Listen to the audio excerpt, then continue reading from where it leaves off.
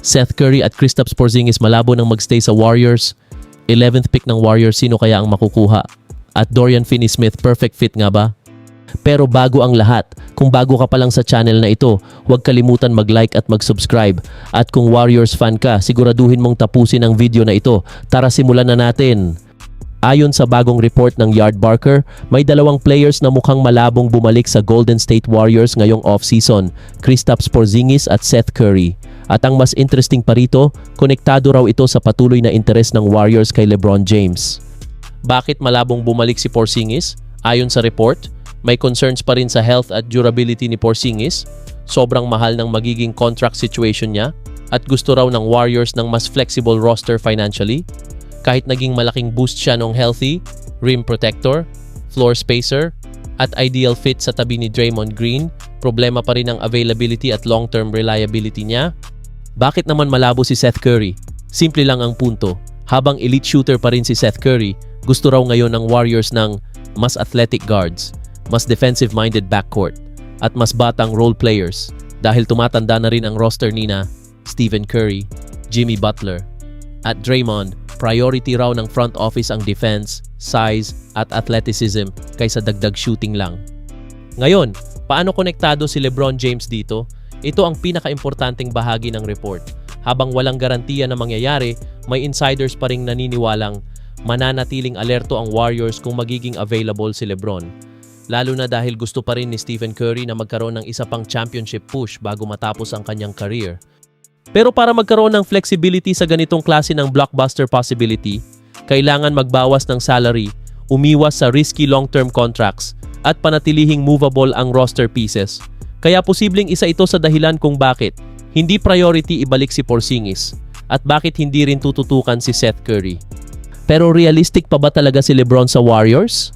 Sa ngayon, maraming analysts ang nagsasabing mas komplikado na ngayon kaysa dati.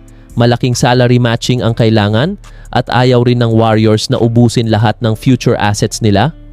Dagdag pa rito, lumalabas sa maraming recent reports na mas gusto ngayon ng Warriors ang younger complementary stars, balanced roster, at sustainable contender build. Kaya kahit exciting pa rin ang LeBron rumors, hindi ito mukhang pangunahing direksyon ng Warriors sa ngayon. Ano ang ibig sabihin nito sa off-season? Tatlong bagay ang malinaw. 1. Posibleng magbago ng malaki ang center rotation ng Warriors. 2. Priority na nila ngayon ang defense, youth, at athleticism. 3. Patuloy pa ring binabantayan ng Warriors ang posibilidad ng isang malaking superstar move kahit hindi pa malinaw kung sino talaga ang target. Kaya habang maraming fans ang umaasang babalik sina Porzingis o Seth Curry base sa latest insider buzz, mukhang ibang direksyon ang gustong tahakin ng Golden State ngayong off-season. At ayon nga sa bagong report ng San Francisco Chronicle, malinaw na nakatuon ngayon ang Golden State Warriors sa paghahanap ng size, athleticism, at long-term upside gamit ang kanilang number 11 pick sa 2026 NBA Draft.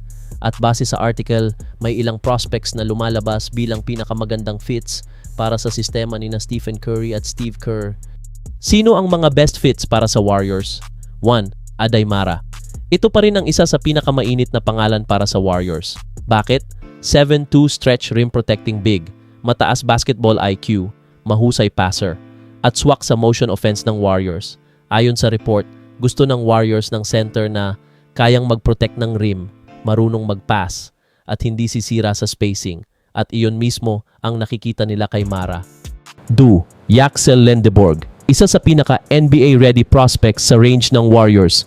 Mga strengths, versatile forward, mahusay dumepensa, mahusay rebounder, mataas motor, at pwedeng mag-contribute agad.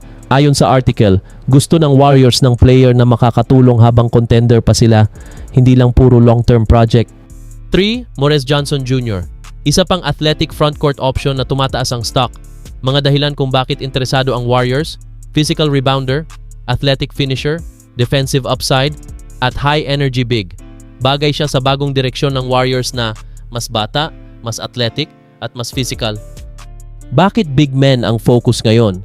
Ito ang pinaka-importanting takeaway ng article. Matagal ng problema ng Warriors ang rebounding, rim protection, size, at interior defense.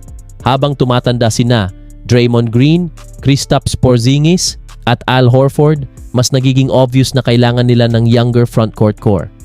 May chance bang i-trade ang number 11 pick? Oo. Ayon sa report, posible pa ring gamitin ng Warriors ang pick bilang trade asset, package para sa veteran help, o move down scenario kung mawala ang top targets nila. Pero sa ngayon, lumalabas na gusto talaga nilang kumuha ng young player na pwedeng maging bahagi ng future pagkatapos ng Curry era. Ano ang pinaka-swak na fit para kay Curry? Ayon sa article, pinaka-importante sa Warriors ang basketball IQ, passing, spacing, at defensive versatility. Kaya hindi lang basta athleticism ang tinitingnan nila. Gusto nila ng players na mabilis matuto, marunong gumalaw without the ball, at kayang maglaro sa read and react system ni Kerr. Ano ang ibig sabihin nito sa off-season? 3 bagay ang malinaw. 1. Priority ng Warriors ang frontcourt upgrades. 2. Mas gusto nila ng batang athletic bigs kaysa aging veterans. 3. Gusto nilang balansehin ang win now at future building habang nandyan pa si Curry. Kaya habang maraming blockbuster rumors sa paligid ng Warriors, mukhang ang number 11 pick ang isa sa pinaka-importanting bahagi ng kanilang long-term direction ngayong off-season. At ngayon, ayon sa bagong article ng Blue Man Hoop, may isang dating teammate ni Luka Doncic na posibleng targetin ng Golden State Warriors ngayong free agency upang palakasin ang kanilang roster sa paligid ni Stephen Curry. Ang player na tinutukoy sa report ay si Dorian Finney-Smith, isang veteran 3-and-D forward na matagal naging mahalagang role player katabi ni Luka sa Lakers.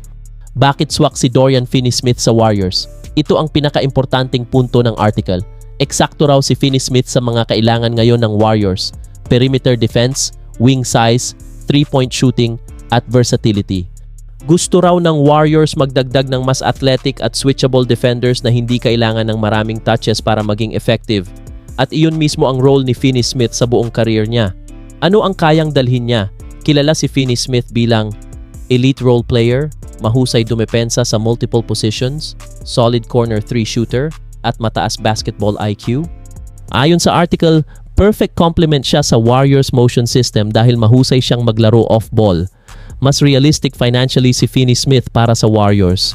At habang limitado ang salary flexibility ng Golden State, mas lumalakas ang posibilidad na role players, two-way wings, at defensive veterans ang tunay nilang target ngayong off-season. Ngayon, paano siya babagay kay Curry at Butler? Ito ang interesting. Hindi kailangang dominant scorer si Finney-Smith para maging impactful. Kasama nina Curry, Butler, at Draymond, pwede siyang maging floor spacer, perimeter stopper, rebounder, at transition defender. Ano ang ibig sabihin nito sa direksyon ng Warriors? Malinaw sa recent reports na unti-unti nang lumalayo ang Warriors sa risky superstar trades, matatandang injury-prone stars, at all-in blockbuster moves. Mas gusto raw nila ngayon ang depth, defense, wing versatility, at sustainable roster balance.